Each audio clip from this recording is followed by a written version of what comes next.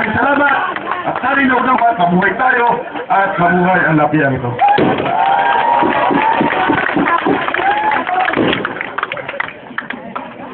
Ay, pinakalimutan ako. Nga pala.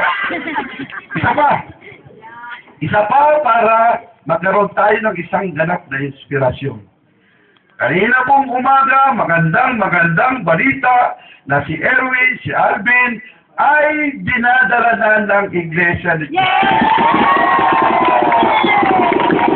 Kahayag na po, anunsod na kalapan sapagat sila'y pinapunta kanina na ang suporta ay buong pinagkakaloob ng Iglesia ni Cristo kay Erwin, kay Alvin. Kaya kami po ngayon, kung sino man ang kapatid dito ng Iglesia ni Cristo, patuloy po ang aming pagpapasalamat sa bubunyi ninyong kongregasyon, sa inyong pong kapatiran. At asahan po naman ninyo, sigurado po kayo may mga inaasahan din na gagawin ng mga tao ito. At yan po ay tutugunan, pagkatapos na po ang halalan, ay magtatrabaho na po ng ayos at muli magpapatotoo na sila ay hindi tayo nagkamali na sila ang kinalal.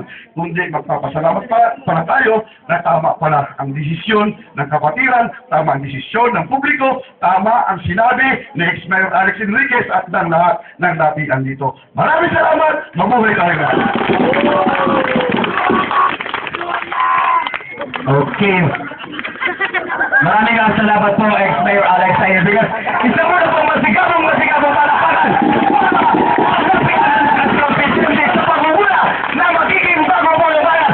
Engineer Erwin Enriquez, Roy Abby Fernandez, at salamat po sa inyo, ex-mayor, sa inyong tulad na magsuporta ng triple at higit pang bantal sa lapian na ex-mayor Engineer Erwin Enriquez. Maraming po salamat, saludo po kami lahat sa inyo. At yun, patuloy po tayo sa ating programa.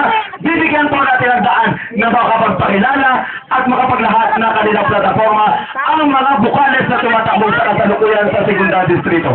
Ang una po natin, o ang mauna po, ay ang nagmula sa Bayan ng Gloria, Lactermer Councilor ng Bayan ng Gloria.